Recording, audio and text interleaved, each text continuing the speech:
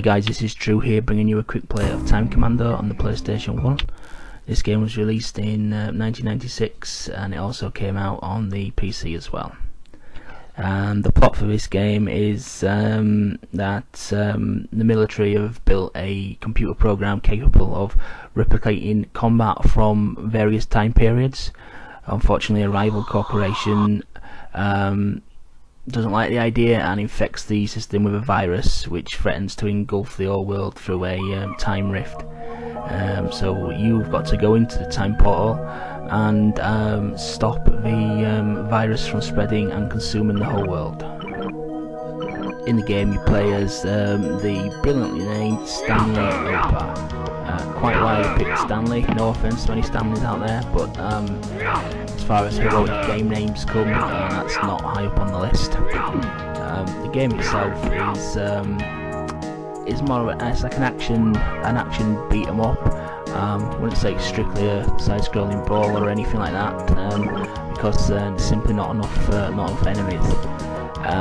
Now the game's hampered really badly by the controls. It uses the same control system as Resident Evil, where you rotate on the spot and up moves you forward. Unfortunately, if you take like Resident Evil as the benchmark of those controls, say that's a 10, this is probably below 5, probably a 3. The controls are really bad, and you're normally battling just to run exactly where you want. And the graphics on this are absolutely hideous, probably no worse than any other game at that period of time. So I always thought, looking back at the PlayStation 1 consoles of that era, the games were hideous. Looking back, but it was a necessary step to take to bring us into a 3D worlds. In Stanley there, unfortunately, suffers from looking like a blow up doll. If you have a look at his face, it's comical. Now, the things you see me collecting there, the blue chips are to stop the virus from spreading. The bar at the middle of the screen, that's the virus. Now it's basically an ongoing time limit throughout the levels in the game, and once you've collected chips, you deposit them in this blue glowing portal which will reduce the virus. And that actual level of virus actually continues from level to level. So if you're about to die and you complete a level, then you're pretty much going to die straight away as soon as you get onto the next level. The yellow chips you saw me picking up were energy refills. Now the game makes you go through various time periods, this being prehistory. As you can see at the bottom of the screen there, you can start off with unarmed, and I've picked up a rock, and now I've got a club which will batter this gorilla. You normally start off with 1 life, and the triangular thing that I've just picked up there is a retry. So basically I've got an extra life there. Now you see me just trying to struggle with the controls here. Combat wise, you hold the X button down to initiate to go into the attack stance, and then different directions on the stick or the pad actually do different moves for switches. You show the buttons to do some dodges, your Y button does really horrendous jump which needs charging up for about a good 2 or 3 seconds, and that's the jump there that you saw me do. Absolutely rubbish.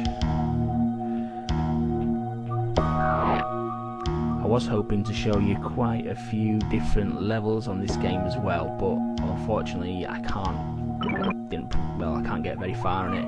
And looking at the level codes on the internet, I couldn't find any codes that actually worked. Don't know why they're not working for some reason, because the sites seem to say the same code, but for some reason they just wouldn't work.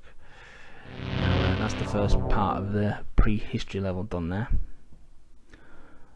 Other levels that you go through, I think in terms of progression, I think from here you go to the Roman Empire, and then on to Feudal Japan. I think there's a medieval level, then like a Spanish Conquistador level, before you start getting a bit more up to date, moving into the Wild West. And I think there's a World War level, which is called Modern Wars, and I think one level's set in World War 1, 2, and future World War 3. And finally you finish off in the future. and then finally the virus world, where the virus is finally defeated. But at the time, I absolutely love this game. I mean, back when you're playing the games on the systems, you tend to think the graphics are absolutely brilliant. But like I say, looking back at this point in time in history with the graphics on this and the Saturn, they were really horrible games, horrible to look at. But necessary jump to was needed. By the time the next set of consoles came out, everything started looking really good again. And towards the end of this cycle, they did start to look good as well.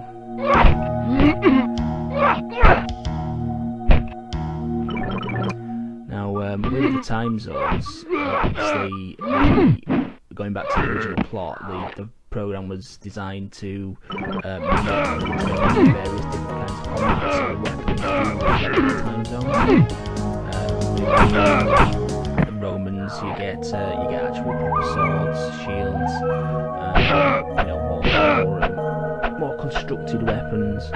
Feudal Japan, samurai swords, ninja stars, things such as that. By the time you progress through to the Wild West and the moderns, you're using predominantly guns, various different guns. And I think at one point on the world, you do get into a tank.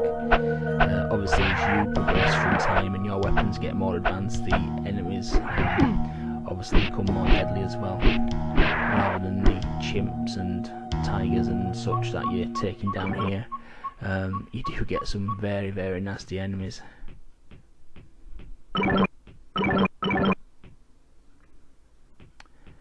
Now, if it wasn't for the control system on this game, it'd be an awful lot better, because it's just so difficult to control.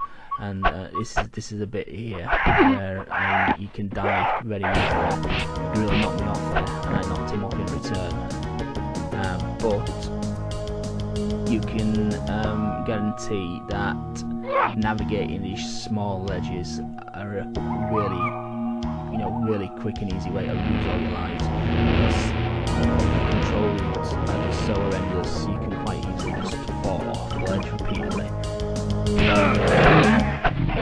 And the combat system as well does hold up pretty good when you're fighting one individual enemy, but two enemies at once or more as it gets later in the game, it starts to become very difficult. And I do remember that the guns, when you start to get those other range weapons, are very problematic, just trying to actually aim them where you actually want.